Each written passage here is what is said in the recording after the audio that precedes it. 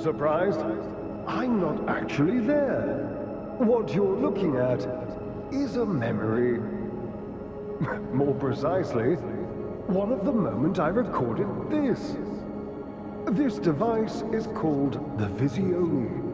It captures and stores information gathered from the world around it, and then projects that scene back to the viewer. It does, on occasion, meddle with the user's mind. A small flaw, perhaps, but hardly worth worrying over. Now then, nameless fortunate soul, enjoy the Visione to the fullest.